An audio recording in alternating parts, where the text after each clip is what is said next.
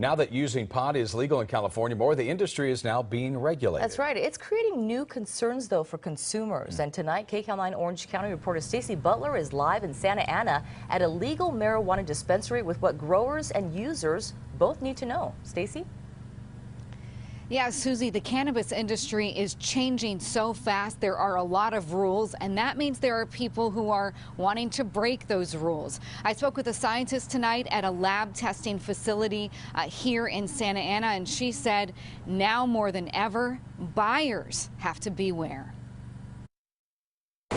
We have seen people report headaches and nausea. It is very possible that those headaches, that nausea, is from some kind of chemical contaminant. Chemical contaminants like pesticides and fungicides in cannabis are only now being tested in state licensed labs like this one in Santa Ana. We went from being very highly unregulated to very, very regulated in a very short amount of time. So a lot of things that we're testing for right now, we weren't testing for, a few years ago. At Cannabis lab, scientists and lab techs test for 66 types of herbicides, pesticides, and fungicides. Licensed marijuana distributors are required by law now to have their cannabis rigorously tested. While it's good for the consumer, for the distributor, it's just another cost. And often whole crops fail to pass state regulation and have to be destroyed.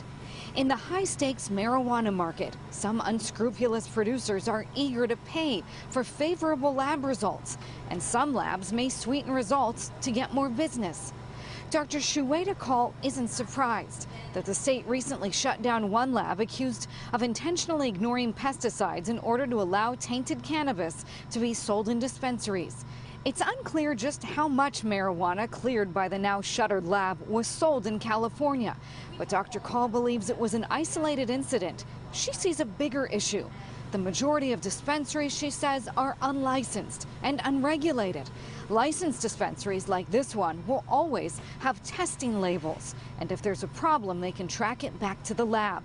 But it's up to the consumer to look for it. We make a big deal about high fructose corn syrup and whether something's gluten-free or not gluten-free. I think it's time that people start paying attention to what's in your cannabis. Well, just want to make sure that you get the cleanest product available, since we're ingesting all this.